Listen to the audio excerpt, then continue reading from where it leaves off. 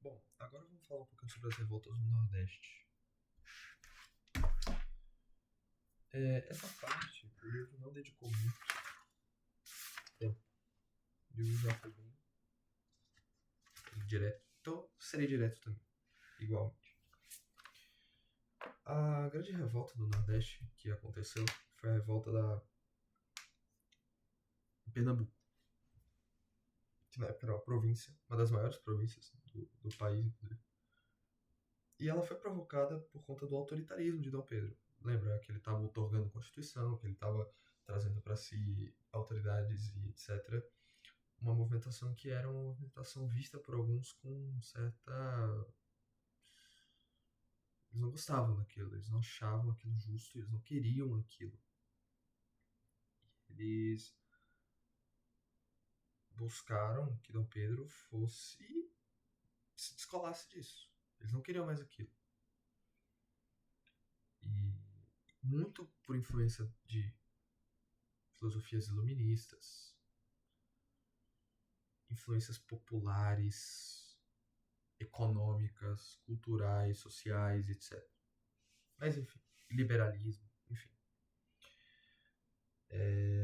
Vamos ler pelo menos a introdução da revolta no Nordeste. O autoritarismo de Dom Pedro provocou reações contra a sua política. No Nordeste surgiram vários protestos devido às ações do imperador. As crises econômicas, lembra? A dívida externa aumentava por conta das negociações diplomáticas para a independência do país. E no aumento de impostos. Então, sempre. Cara, a maioria das vezes que vai ter algum problema em alguma província, alguma coisa, é imposto. Cara, é muito frequente, muito frequente. E as províncias as províncias do Nordeste sofriam uma grande concorrência estrangeira no quesito do algodão e do açúcar, que eram os dois mercados, e isso tinha reduzido a potência, digamos assim, a dinamis, a força do mercado nordestino. E, além disso, a situação de pobreza em que muitos viviam estimulava o espírito de revolta e colaborou para que os interesses de vários setores sociais convergissem momentaneamente em uma direção: combate à monarquia centralizada de Dom Pedro I. Então o pessoal olhou para isso e falou: não, a gente tem que combater isso aqui não está certo, a gente vai bater nisso até sermos independentes completamente de qualquer governo monárquico, enfim. E foi em Pernambuco que isso foi incitado de maneira mais firme, com uma oposição à influência portuguesa, uma, uma oposição à centralização do poder no Rio de Janeiro, uma divulgação absurda de ideias republicanas para todo lado, uma difusão muito firme das críticas ao imperador por meio da imprensa. Frei Caneca era jornalista, se eu não me engano, ele era editor. Uma grande figura na Revolução foi Cipriano Barata, que era, se eu não me engano, jornalista também e participou da Revolução Pernambucana de 1817.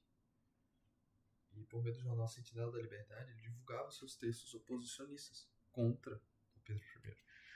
Ele foi eleito ali deputado da Assembleia Constituinte, mas ele foi acusado de inimigo do governo do Rio de Janeiro e ficou preso até 1830. Outro jornal que apresentava ideias contrárias às de Dom Pedro era o Tifes Pernambucano, dirigido pelo Frei Joaquim do Amor Divino, que ficou conhecido como Frei Caneca. Frei Caneca era talvez o grande nome da Revolução Pernambucana, foi Frei Caneca. Ele participou ali da revolta de 1817, da Revolução Pernambucana, e ele retorna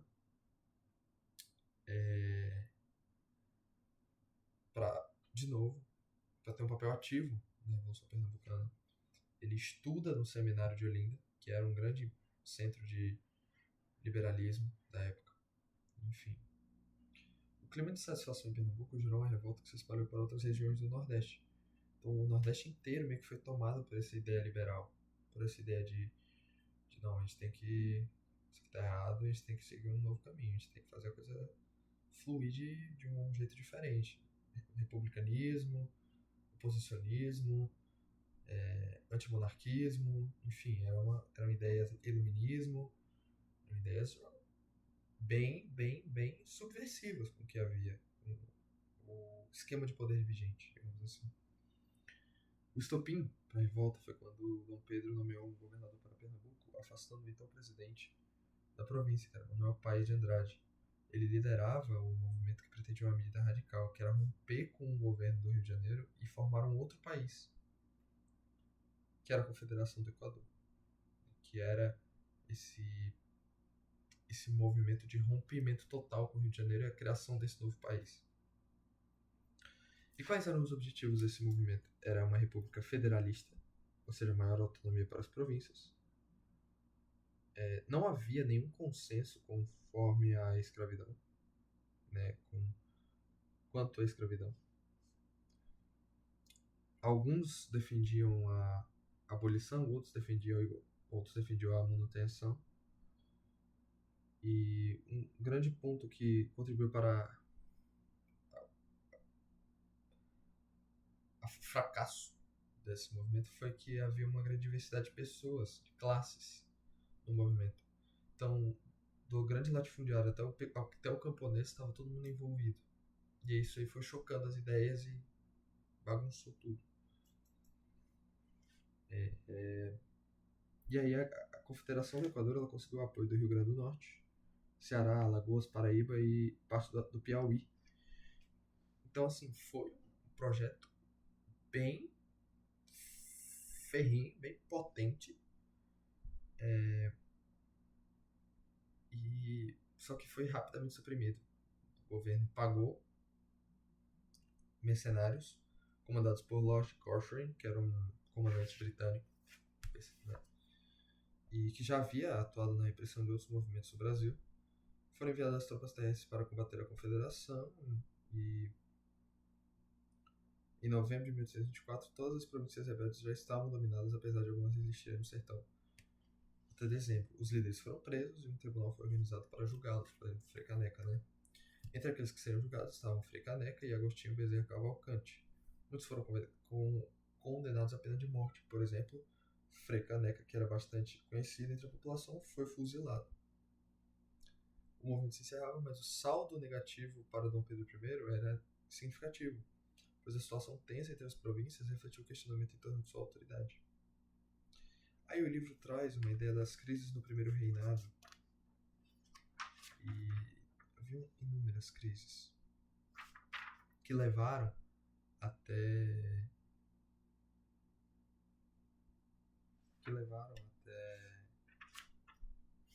a abdicação do trono de Dom Pedro, certo? Bom, e passando de maneira muito direta na ideia das crises do primeiro reinado, houve primeiro a crise dinástica, que aconteceu, veja, Dom Pedro era herdeiro de Dom João. Dom João era rei de Portugal e do Brasil, era príncipe, né, de Portugal e do Brasil. E houve uma crise dinástica, porque Dom Pedro era herdeiro de Dom João e decidiu abdicar o trono de Portugal em favor da filha dele, que era Maria da Glória. Visto que Maria da Glória ainda era uma criança, foi decidido que deveria haver uma regência em Portugal e que foi comandada pelo irmão de Dom Pedro, que era Dom Miguel. O combinado era que Dom Miguel se casasse com Maria da Glória, que era sua sobrinha, e jurasse fidelidade à Constituição outorgada por Dom Pedro I. Só que o problema é que o irmão de Dom Pedro, Dom Miguel, decidiu recusar a proposta, não se casar com Maria da Glória e usurpar o trono. Então, muitas vezes, enquanto Dom Pedro estava aqui, ele estava pensando lá. E o pessoal ficava, pô, o cara é imperador daqui ou de lá? O cara é imperador daqui. Por que ele está pensando lá? Tem que se preocupar com isso. Então isso começou a criar uma certa crise, sabe? E ele começava a enviar recursos, ele pensava muito nisso, ele olhava para esse pessoal e falava: puxa, parece que Dom Pedro está mais preocupado com Portugal do que com o Brasil em si, né? E outra crise era a crise econômica.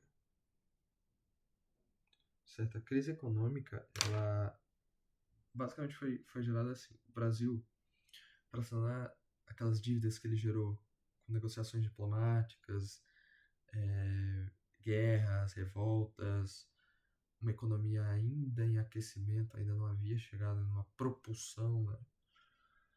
Para conseguir chegar, o Brasil não possui um produto único que era muito exportado e que era a marca do Brasil, como foi com o ouro anos atrás, como foi com a cana. O Brasil não tinha mais isso.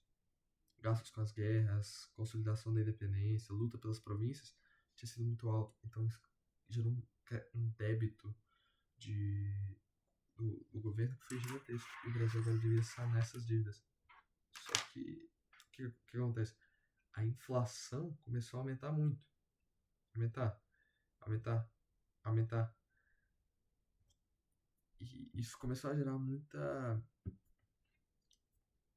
muitos problemas, por exemplo, críticas ao imperador, críticas a Dom Pedro. E ele começou a ter reações muito estouradas contra essas críticas. Reprimia as oposições. E isso dava uma visão para ele que era de déspota. Uma pessoa que tomava decisões despóticas. Então era todo um problema gerado muitas vezes por por acúmulo de problemas passados que não foram resolvidos. E por último não, né? Um dos últimos era a crise política, porque os brasileiros começaram a se opor ao imperador. A população urbana e o exército era crescente, o número dos que rejeitavam Dom Pedro, que não queriam Dom Pedro. E é importante ressaltar que Dom Pedro era rejeitado pela massa, mas também era rejeitado pela casta, porque a casta estava começando a ser subjugada por alguns portugueses, certo? Isso também era um problema para eles. Então, por exemplo, comandantes do exército começaram a ser tirados, comandantes brasileiros começaram a ser tirados para colocar comandantes portugueses. E esses caras ficavam bravos. Por que isso, né? Por que essa oposição a nós? Era bem... Era visto com maus olhos, digamos assim. E outro aspecto relevante que é a crise moral, então, da figura de Dom Pedro I. Então era uma crise moral muito grande, muito pesada quanto a ele. Então tinha muito... Diziam muito de casos extraconjugais, coisas que ele fazia de adultério e etc., que circulava pelas ruas, circulava pelo império. Desavenças na corte, brigas entre ele e Leopoldina.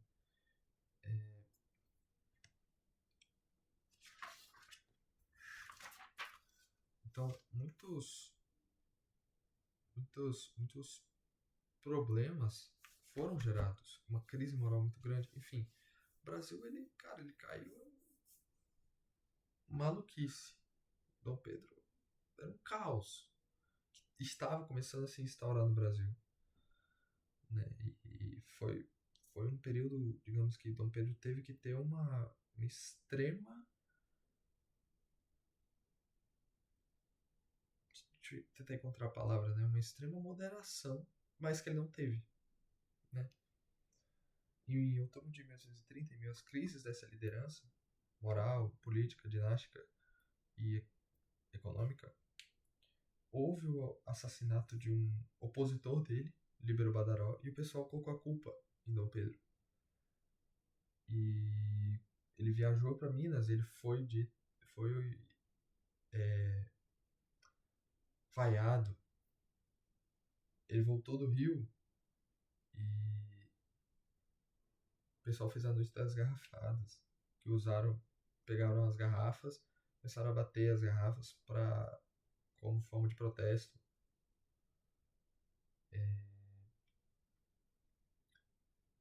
E aí, então assim, já havia um movimento mais anti-absolutista na Europa, e isso refletiu no Brasil. Isso fez com que o Dom Pedro, olhando para toda essa situação de rejeição, de crise, né, enfim, essa situação de, digamos que, um momento de inflexão na história do Brasil, olhando para tudo isso, de dele começando a se tornar mais tirano, mais autoritário, ele toma a decisão de abdicar do trono brasileiro, deixar para o filho dele, que era Dom Pedro II, que tinha, se não me engano, 5 anos de idade.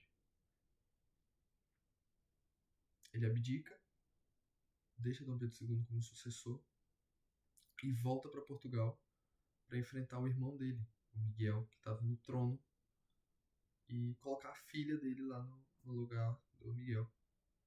Né? E aí, em 1834, o Dom Pedro, os partidários, né, de Dom Pedro conseguem vencer, conseguem colocar a Maria da Glória no comando de Portugal. Ela é coroada rainha. E aí, 4 dias depois que ela é coroada rainha, ele morre aos 26 anos. Ou seja, uma morte bem... Um cara muito novo morre de tuberculose. Então, foi uma vida extremamente... Digamos que... Uma vida extremamente caótica, né? De certo ponto, mas também uma vida que demandava muito esforço, muita muito contraditória e ao mesmo tempo alguns pontos muito contraditória e outros pontos assertiva até em outros pontos completamente errada. Então foi uma figura muito controversa, né? Muito paradoxal, digamos.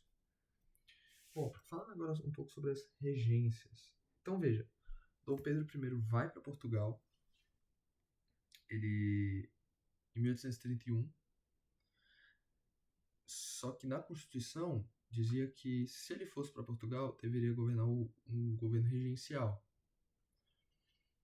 até que o herdeiro estivesse preparado para governar. O herdeiro de Dom Pedro I era Dom Pedro II, só que Dom Pedro II tinha 5 anos, não estava preparado para governar um país. Então, o que decidem fazer? Decidem instaurar um governo regencial, um governo das regências. Só que foi uma bagunça.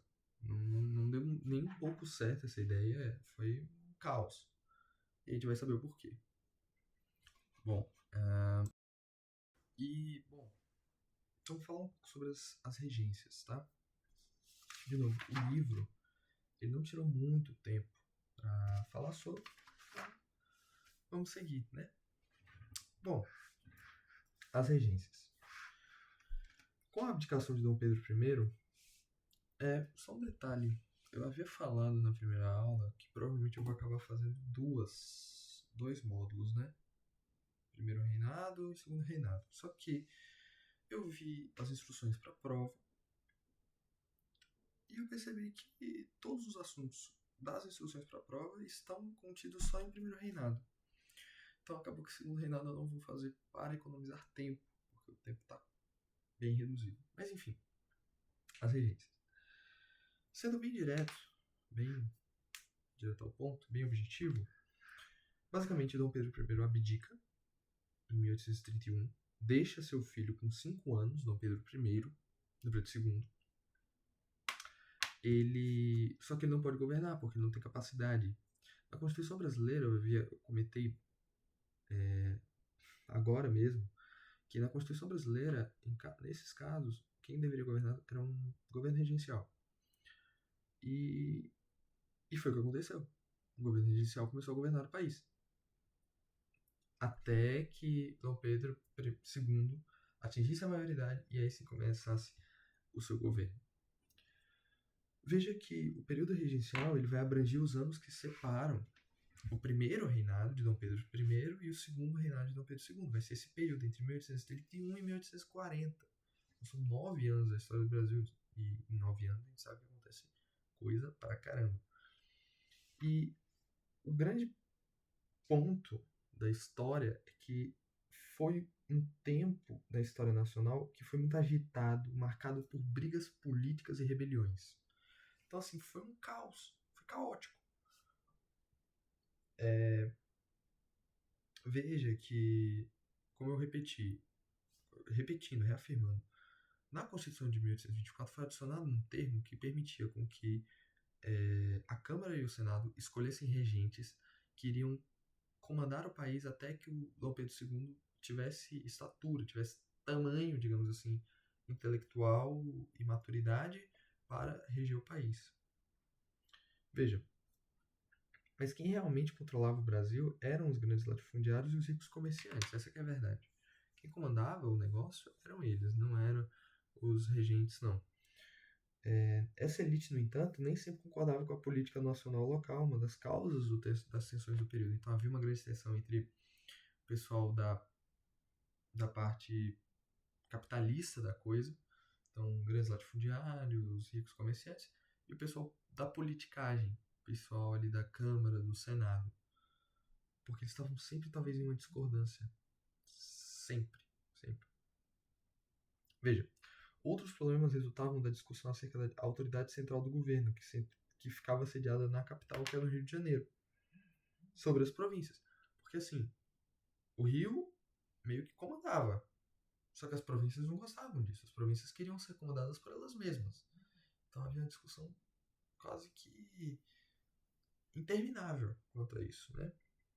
Os poderes locais procuravam obter maior autonomia administrativa para decidir quem ocuparia os cargos políticos mais importantes e como os recursos arrecadados com impostos deveriam ser administrados. Eles estavam querendo o que a gente chama de federalismo, as províncias com maior autonomia. Como realocar os impostos, como definir as políticas, como definir as leis. Eles queriam essa maior autonomia estadual, quer dizer. A elite brasileira concordava em assuntos que envolviam seus próprios interesses, o que significava manter a população mais carente afastada.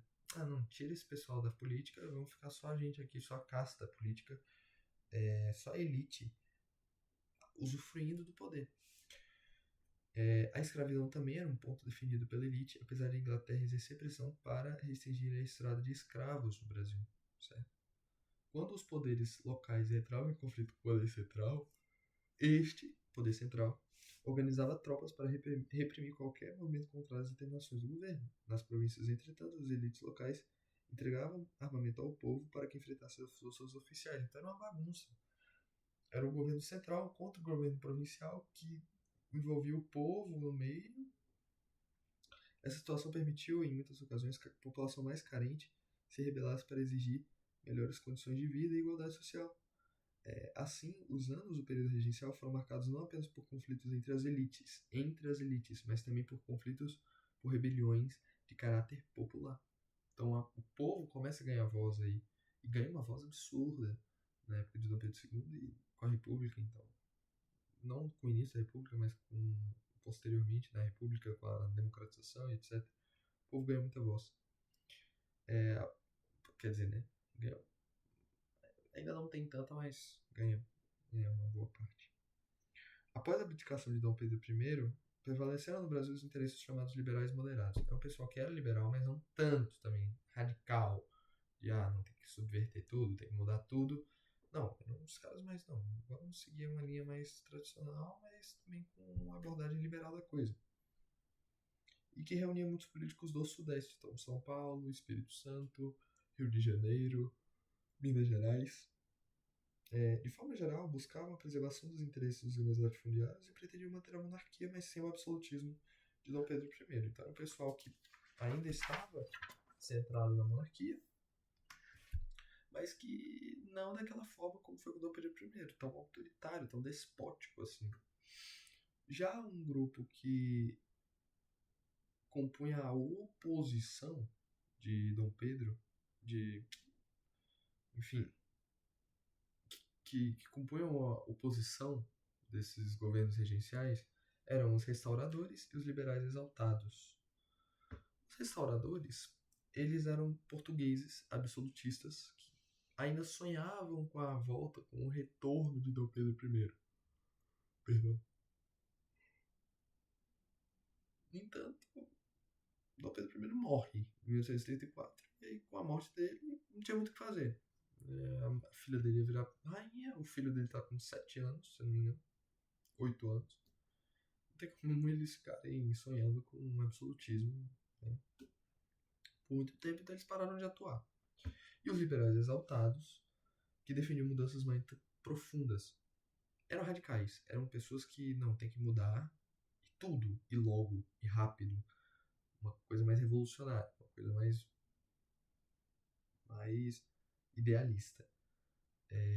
Favor da autonomia dos estados, das províncias e liberdades individuais, federalismo, uma coisa bem americana, bem norte-americana, né? Alguns exaltados incentivavam até a proclamação da República, com eleição para presidente, essas coisas. É, e quem faz parte disso é sempre as mesmas pessoas. Pequenos comerciantes, padres, profissionais liberais, sempre as mesmas pessoas. E viviam nas cidades.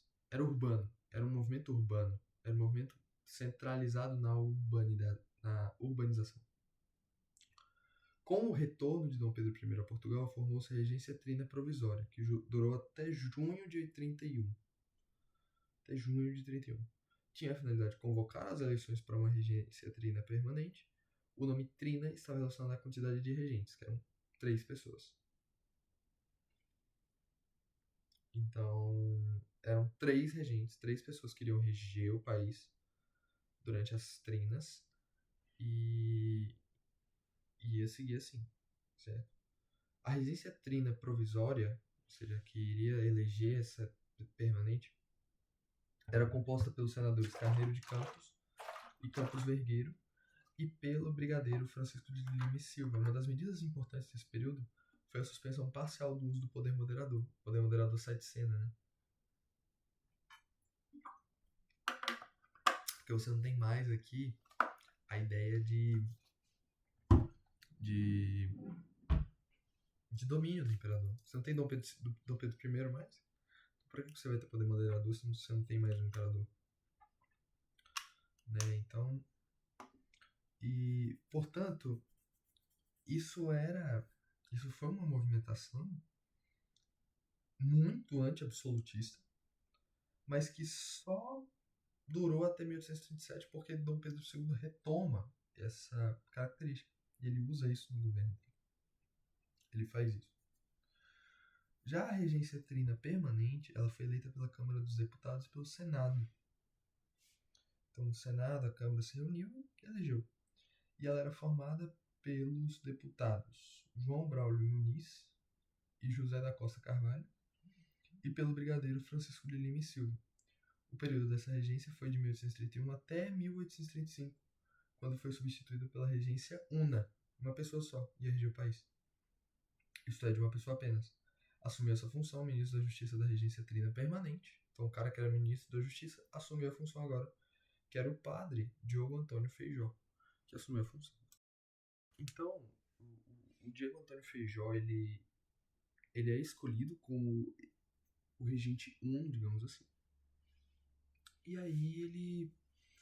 Uma medida importante do Feijó foi criar a Guarda Nacional em 1831. Justamente com o objetivo de reprimir as revoltas e manter a ordem do governo nas províncias. Ela foi organizada pelas elites provinciais, formada principalmente pelos grandes proprietários de terra, que receberam o título de coronel. Isso vai ter, digamos que, influência lá na proclamação da República, com o coronelismo, porque as guardas, os coronéis, o nome coronel vem daí. Então, entre os membros dessas forças locais vinham pessoas de confiança dos coronéis, que eram recrutadas, o que incentivava a fidelidade ao cumprimento de seus interesses. O exército, isso é interessante, o exército ele não era a principal força do governo regencial, porque havia muita desconfiança acerca de boa parte dos homens. Entre os de alta patente, havia muitos portugueses favoráveis a Dom Pedro I, e entre os soldados havia pessoas pobres que, ao invés de combater as rebeliões, podia se juntar às rebeliões, entendeu? Então eles preferiram manter a Guarda Nacional, manter o poder da Guarda Nacional, porque ela tinha mais influência imperial. Era melhor para o Império usar a Guarda Nacional, que tinha relação com os proprietários de terra, com o pessoal mais rico, e que servia aos interesses do Império, do que ficar mexendo com, com o exército, que era formado ou por pessoas que poderiam trair o governo junto a Portugal, ou pessoas que poderiam trair o governo junto às rebeliões. E essa Guarda Nacional, ela permanece até 1922 e garante o poder dos coronéis por bastante tempo. Assim, era um modelo militar que preservava muito o poder deles e era cômodo. Com o passar do tempo, entre os liberais moderados surgiram duas tendências em relação à forma como o Brasil deveria ser governado. Um grupo queria mudanças que garantissem maior autonomia para as províncias, porém não de forma tão ampla como definiam os liberais exaltados. Esse grupo ficou conhecido como progressista,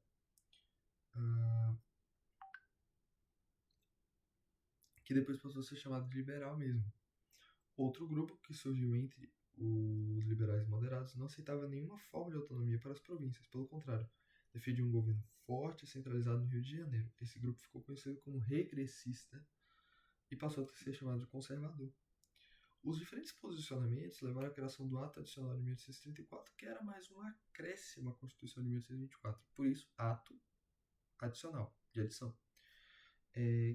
E o que ela dizia? Os presidentes das províncias continuariam sendo indicados pelo governo central, mas agora as assembleias das províncias, que eram anteriormente chamadas de conselhos gerais, passariam a ser denominadas assembleias legislativas provinciais. Então as províncias teriam a oportunidade de ter as suas próprias assembleias legislativas.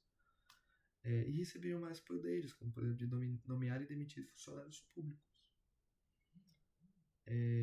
Enfim, essa parte é mais teórica, né?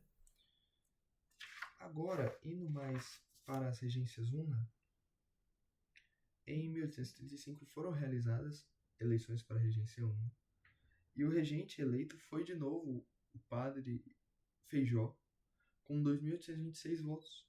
O seu oponente, o proprietário de terras pernambucano Holanda Cavalcante, que representava os interesses dos conservadores, recebeu 2.251 votos. O governo do Feijó, do Diogo Antônio Feijó, durou de 35 a 37 e foi duramente criticado pelos conservadores, que o acusavam de não apresentar soluções viáveis para sanar as revoltas que começavam no país. Então, por exemplo, cabanagem lá no Pará, farrapos no Rio Grande do Sul, que vai ver agora, literalmente. Então, em 37, o Feijó renuncia ao cargo e abre espaço para os conservadores. Ele é substituído por Araújo Lima e inicia o governo com um discurso bem mais rígido e firme. Só que isso não adianta muito, porque continuam as rebeliões. A Sabinada na Bahia, a Balaiada no Maranhão, enfim. Mas esse, se eu não me engano, ele é o último regente, tá? E os conservadores do governo Araújo Lima aceitavam a autonomia das províncias no âmbito do poder legislativo, mas defendiam a maior centralização do poder judiciário. Até então, por conta dos liberais, havia uma liberalização do direito. Então eles queriam um direito mais ortodoxo, mais tradicional.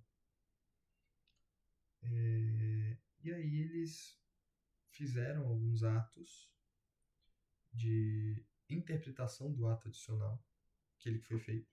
Fizeram outro, lá em 1840. E que buscava subordinar a justiça local, nomeação de juiz, essas coisas, à justiça central do Rio de Janeiro. Então, por exemplo, um juiz vai ser decidido lá no interior. Quem decide é o governo central, para não haver interferência dos liberais. Os conservadores queriam o domínio disso. Os liberais não aceitavam as mudanças e faziam uma oposição muito firme aos conservadores. Por isso eles buscavam um apoio, os liberais, do Dom Pedro II, que ainda não podia assumir o cargo de imperador. O Dom Pedro II não conseguia, pô. Tinha 14 anos, como é que ele vai subir ao cargo? 14, ele tinha 13 anos, se não me engano. E aí os liberais e até mesmo parte dos conservadores apoiavam o argumento de que, para diminuir as intensas revoltas, porque a ideia do Dom Pedro era: para diminuir as revoltas, a gente precisa de alguém que centralize o poder, que seja o próprio poder em si, sabe? E aí precisava da figura de um imperador para dar ordem nisso aqui, ordenar isso aqui. Que bagunça. Então, por isso, eles defendiam a antecipação da maioridade de Dom Pedro II, ou seja, pretendiam entregar o governo para o jovem o quanto antes. Para quê? Para que eles conseguissem retomar o poder que foi perdido em 37 com o Feijó. Então, os conservadores tomam o poder em 40, em 37, ficam até 40. Os liberais vão até Dom Pedro e vem no Dom Pedro a chance de, pô, se a gente fizer a cabeça desse cara para ele ficar do nosso lado, a gente fica com o poder na mão. Só que não foi bem isso que aconteceu, porque o Dom Pedro II depois se junta com os conservadores, então foi uma bagunça. Em 1840, o chamado Clube da Maioridade, pessoas que defendiam a posse imediata de Pedro de Alcântara, conseguiu que a Assembleia Nacional apoiasse seus interesses, e aí Dom Pedro II foi eleito, foi instituído imperador. O jovem Pedro finalmente foi coroado imperador do Brasil aos 15 anos de idade, incompletos, no dia 18 de junho de 1841, e recebeu o título de Dom Pedro II, dando início ao segundo reinado, que durou até 1889. Foi um dos maiores reinados da história da humanidade. Sem dúvida, o maior governante, não só em questão de duração, mas um dos maiores governantes da história do país. E aí, para finalizar, as rebeliões regenciais. Para finalizar mesmo, literalmente finalizar, já tá acabando. Bom, entrando agora na última parte, rebeliões regenciais, graças ao bom Deus, estamos finalizando. As rebeliões regenciais, elas fazem parte do período regencial muito porque elas, por conta daquele caos gerado, não havia um poder centralizado, não havia uma organização de poder. Tudo era bem jogado, desorganizado mesmo. Tudo era meio mal organizado. Tudo era muito de qualquer forma, porque não havia uma autoridade para centralizar o poder. Então todo mundo meio que se levantou contra o governo. E veja, a regência já enfrentava crises econômicas. A população vivia em péssimas condições de vida. Não havia imperador, não havia uma figura de poder, não havia autoridade. O que o pessoal faz? Revolta, rebelião. Veja, disputa política, divergência provincial entre as províncias, centralismo no governo do Rio de Janeiro, questões tarifárias, tudo isso contribuiu. Para ser bem objetivo, porque o livro de novo, ele não traz uma grande abordagem, ele traz uma abordagem concisa de cada um dos pontos. Então eu vou ser bem conciso também, bem sucinto. Bom, primeira cabanagem. Cabanagem no Grão-Pará, no Pará, cabanagem. Durou de 1835 a 1840, 5 anos. E o Grão-Pará, ele abarcava a região dos estados do Pará e do Amazonas. 40% da população era formada por escravos, indígenas, negros, tapuios ou mestiços. Então, grande parte da população eram pessoas de origem mais humilde. Havia também muitos brancos, livres e pobres. Belém, que era a capital da província, tinha 12 mil habitantes. Então, era tudo muito reduzido, muito pequeno, né? Em 1833, Bernardo Lobo de Souza foi nomeado para governar a província. Ele começou a atuar sem consultar o conselho do governo, cujos membros eram comerciantes fazendeiros, que eram pessoas mais ricas do Grão-Pará. Então ele começou a seguir meio de uma forma única. Um dos críticos do governo Lobo de Souza foi o cônego João Batista Campos, que passou a ser perseguido. Foragido, o cônego se escondeu na fazenda de Antônio Clemente Malcher, invadida posteriormente por forças do governo, onde foi preso. Ele conseguiu fugir para a mata, mas com idade avançada, faleceu no dia 31 de dezembro de 1834. Outros fazendeiros liderados, e vem irmãos Francisco e Antônio Vinagre, bem como por Eduardo Nogueira Angelim e Manuel Nogueira. Juntaram-se à população pobre ansiosa por mudanças. Veja, aqui é bem popular, é um movimento muito popular. Então, é o povo que se levanta por melhores condições, por mais esperança, melhores condições de vida, tudo aquela mesma pauta. Eles começam a rebelião a fim de derrubar o Lobo de Souza em janeiro de 35, resultando na tomada de Belém pelos rebeldes que mataram o presidente da província, o Lobo de Souza. Mataram o Bernardo. O movimento ele teve ampla participação dos cabanos, que eram indivíduos de uma população mais pobre. Por isso o nome do movimento é cabanagem, por causa disso. O Clemente Malcher, que foi preso lá na casa dele, foi solto da prisão e foi aclamado como presidente da província. Ele assume uma postura a favor dos grandes fazendeiros, é deposto, preso e assassinado. E aí Francisco Vinagre, que era um daqueles irmãos, assume o governo em seu lugar. Foi nesse contexto que chegou a Belém o Marechal Manuel Jorge Rodrigues, que deveria assumir o controle da província para o governo central. Então o governo central olha toda a situação e fala, não, isso aí tá uma bagunça. Vamos tomar o poder de novo. Organizar isso aí. E o Vinagre resolveu negociar com eles com ele para evitar maiores confrontos. Só que como as coisas não caminharam da maneira como eles desejavam, meio que foi tudo meio deixado de lado. E as coisas esquentaram mesmo. Não houve negociação e as coisas esquentaram. O Marechal decidiu reprimir o movimento e vários líderes da cabanagem foram presos, incluindo aquele irmão do Francisco Vinagre, que era o Antônio. Quando ele soube da prisão, Francisco mandou invadir a capital, Belém. Em agosto de 35, novamente os cabanos controlaram a capital da província, mas logo depois o Francisco morreu em combate, Francisco Vinagre. E aí o jovem Eduardo Angelim, de 21 anos, que havia se tornado comandante dos cabanos, foi declarado presidente da província. Ele governou o Pará entre 1835 e maio de 36. No entanto, os cabanos, que reivindicavam a abolição da escravidão, não foram atendidos por ele.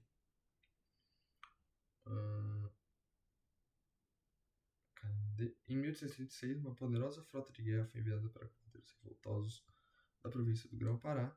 Houveram vários bombardeios em Belém, e a nova invasão da cidade levou a novos confrontos. Os cabanos foram derrotados e perseguidos. Qualquer pessoa identificada com o movimento corria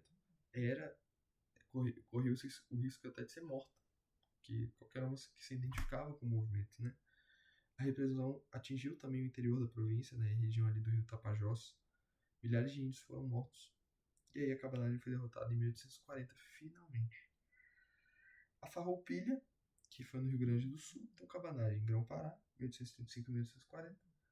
Farroupilha, que foi no Rio Grande do Sul, que foi de 1835 a 1845, só foi terminado depois de 5 anos que Dom Pedro II já era imperador.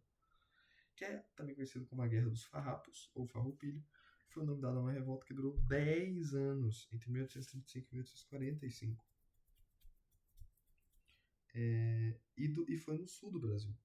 Alguns autores sugerem que a palavra farrapos faça referência a um partido chamado Farroupilha, que defendia a instalação de uma república no Brasil. Então faz referência a esse movimento aí mesmo. Outros argumentam, mas isso não importa tanto.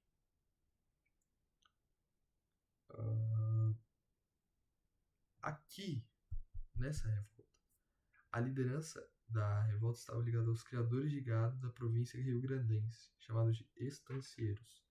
Ao invés da cabanagem, que era apoiada pela população, aqui é a elite fazendeira, elite criadora de gado, os estancieiros, que vão dar o pontapé inicial para a revolta. Basicamente, de maneira muito explicativa, o Rio Grande do Sul mantinha importantes relações com a região platina, principalmente com o Uruguai. Cisplatina, Uruguai e Argentina ali, né? Então, mas a produção do Sul dependia do comércio interno brasileiro.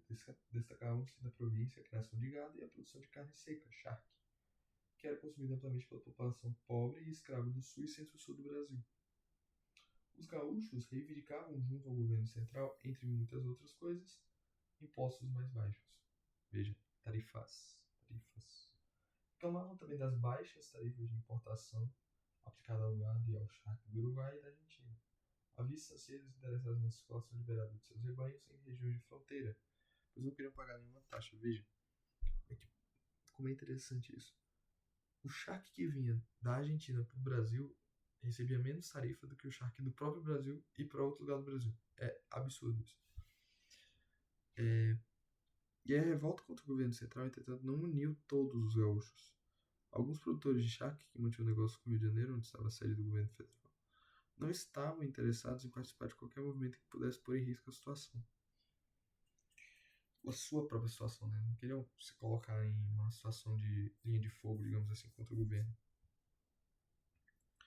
O grande nome dessa revolta foi Bento Gonçalves, que se destacou na liderança dos revoltosos. Ele conduziu homens para dominar Porto Alegre e depois o presidente da província que obedecia ao governo regencial. O Bento Gonçalves era filho de um abastado fazendeiro e comandante da Guarda Nacional da província. Em 1836, foi fundada pelos rebeldes a República Rio-Grandense, também chamada de República do Piratini. Em 1836, Bento Gonçalves foi capturado pelas forças do governo e enviado a uma prisão na Bahia. Isso é muito longe. Mesmo nessa situação, foi aclamado presidente da República Rio-Grandense. Em setembro de 1837, Gonçalves conseguiu fugir da prisão e comandou tropas que tomaram o governo da província de Santa Catarina. Então tudo é muito próximo ali, né? Então tomou um lugar, tomou outro. Então, é muito próximo os locais uns dos outros. Então, né? Esse movimento teve a participação também de um revolucionário italiano chamado Giuseppe Garibaldi, que foi casado com uma brasileira, Ana Maria de Jesus Ribeiro, que ficou conhecida como Anita Garibaldi. E participou de vários movimentos revolucionários, inclusive lá na Itália, então, por exemplo, nas unificações, etc. Em 1839, formou-se a República Catarinense, ou República Juliana, que durou de julho a novembro desse mesmo ano. A partir de 1840, o governo imperial concentrou esforços para enfraquecer o movimento farroupilha, inclusive atendendo algumas das reivindicações dos rebeldes, como aplicar um aumento na tarifa de importação sobre o charque vindo da região do Prata. Veja que eram reivindicações que não necessariamente estavam desembasadas, digamos assim. Não, havia embasamento, lógico, aquilo, né? Em 1842, Luiz Alves de Lima e Silva, que ficou conhecido como Duque de Caxias, foi nomeado comandante das tropas imperiais. Ele procurou fazer vários acordos com os rebeldes, promovendo até mesmo a desunião dentro do movimento. Então ele tentou implodir o movimento de dentro para fora. 3 anos de lutas e discussões diplomáticas resultaram na assinatura da Paz do Poncho Verde em 1905, que pôs fim à guerra. Foi concedida, entre outras coisas, anistia aos rebeldes, e muitos líderes farroupilhas foram integrados ao exército. Até mesmo escravos que participaram dos conflitos foram libertados.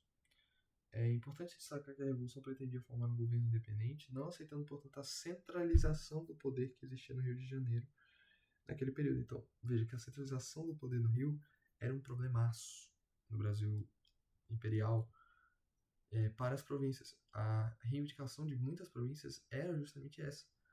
Há muito poder no Rio. Há muito poder no Rio. É quase que comum isso. Por essa razão, de acordo com alguns historiadores, ela pode ser considerada como um movimento separatista, um movimento que busca se separar do Brasil.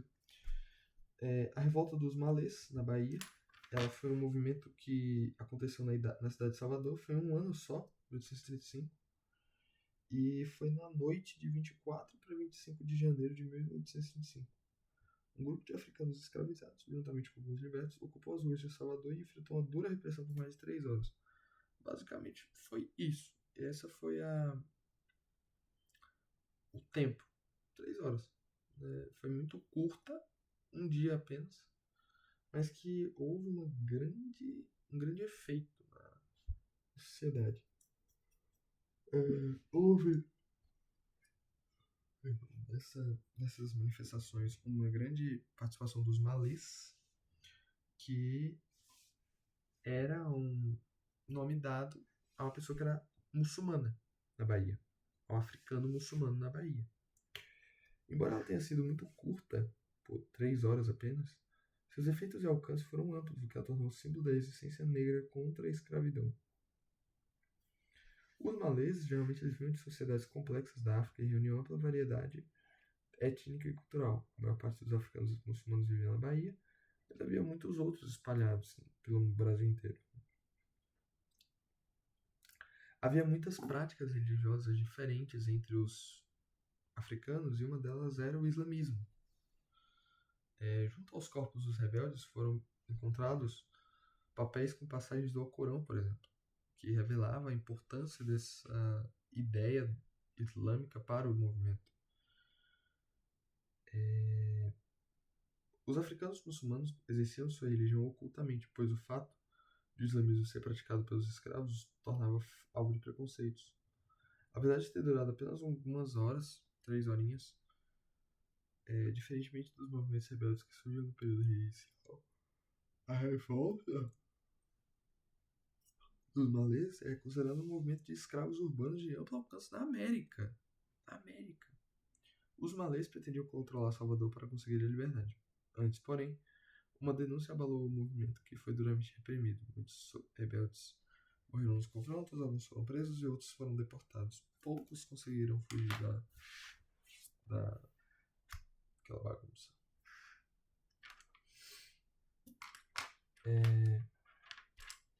A notícia de uma revolta de escravos na Bahia gerou pânico entre a elite de vários pontos do país. A partir de então, o controle sobre os escravos tornou-se mais rígido. O temor era de que algo semelhante à rebelião escrava no Haiti ocorresse no Brasil, que os israelitas tornassem independentes dessa forma. E aí você tem líderes como, por exemplo, Pacífico Licutã, Arruna, Luiz Sanin, Manuel Calafate, Nicobé, Dassalu e Luiz Amarim eram alguns dos líderes desse movimento. Também na Bahia ocorreu a Sabinada, em 1837 e 1838, mais ou menos. Havia muito descontentamento com o poder regencial da Bahia. Nesse contexto, o médico Francisco Sabino Vieira conduziu o jornal Diário da Bahia, por meio do qual fazia duras críticas ao governo. Seu nome deu origem ao nome do movimento liderado por ele mesmo, que era a Sabinada. Ela foi liderada pelo próprio Sabino e por isso recebeu o nome de Sabinada, exatamente por causa disso.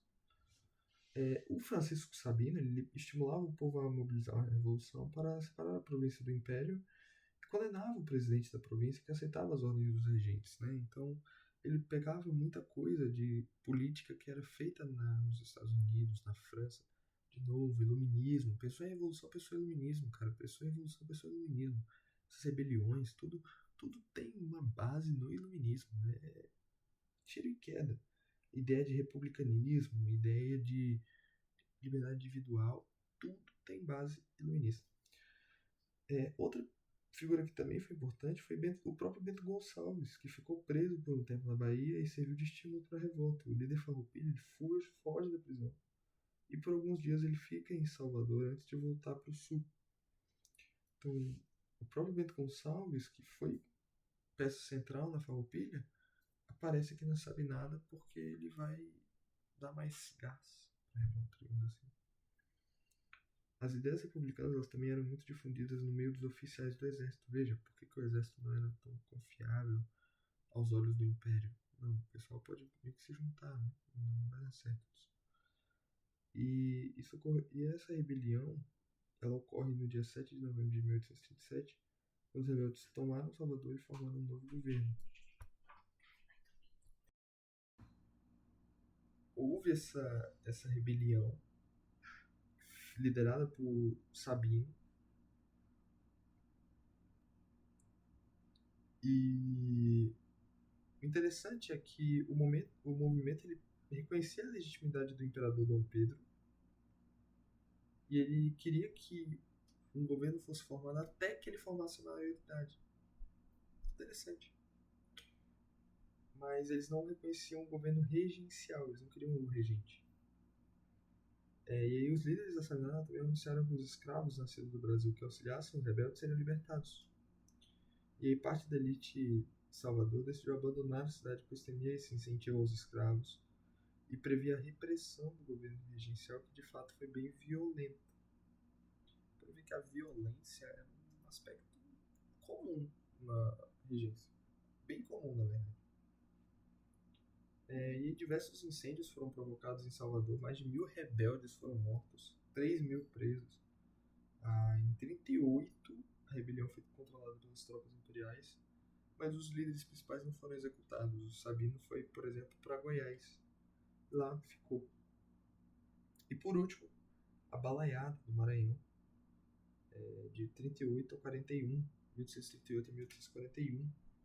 A situação da província do Maranhão era muito difícil na década de 30. Além da pobreza da força dos coronéis que controlavam as terras e que nelas era produzido, o fator acentuou as dificuldades, a crise do algodão. O algodão entrou em crise, importante produto de exportação da região. O problema ocorreu devido ao aumento da produção algodoeira nos Estados Unidos, levando os ingleses a diminuir a importação do produto brasileiro. Então aumentou a produção externa e a produção interna. Foi bela. Foi nesse contexto que Raimundo Gomes, sertanejo do interior da província, iniciou em 1838 um movimento rebelde, pequeno, mas que conseguiu muito adepto. Em seu discurso, pregava a deposição do presidente da província e combate à escravidão. Era, portanto, um movimento popular. E aí, entre o movimento, haviam várias pessoas chamadas balaios, que eram artesãos, que faziam cestos. E eles foram chamados. E foi chamado de balaiada por conta dos balaios, que se juntaram ao grupo. Na capital da província, e aí, veja, era um movimento fortalecido pela massa. A população queria aquela como é que se fala, né? Aquela luta. Na capital da província, São Luís, os ricos coronéis disputavam o poder. Eram duas ascendências principais: os conservadores, que estavam no governo, e os liberais, que pretendiam mais autonomia para a província. Estes, por meio do jornal BTV, combatiam o governo conservador. Além disso, coronéis do interior do Maranhão começaram a apoiar, mesmo que indiretamente, os balaios, pois pretendiam combater o governo dos conservadores. No entanto, com o crescimento do movimento popular em 1839, os coronéis do Maranhão passaram a temer as consequências dessa situação.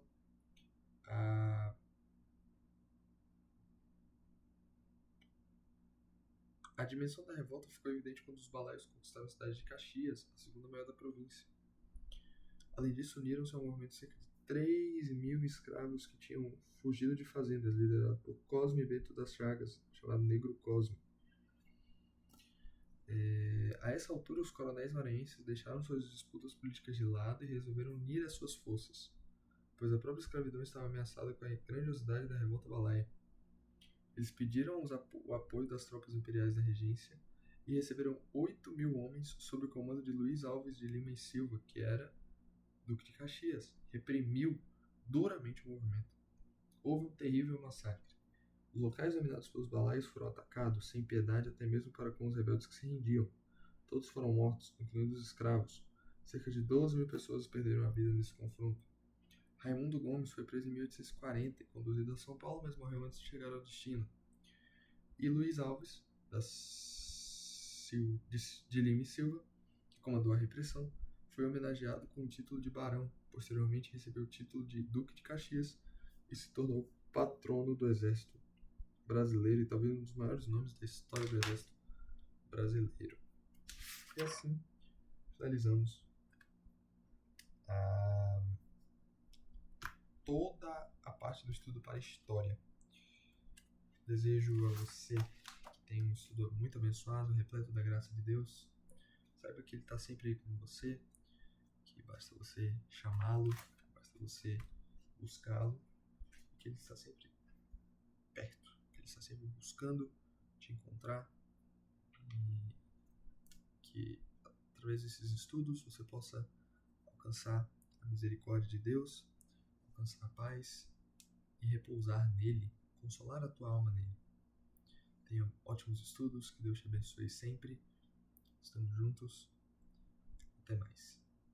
Frase: porque nos criastes para vós, e nosso espírito não vive inquieto enquanto não repousa em vós. É isso. Que possamos confiar em Deus para que tudo que façamos seja para Ele, nele, com Ele e por Ele. Até mais.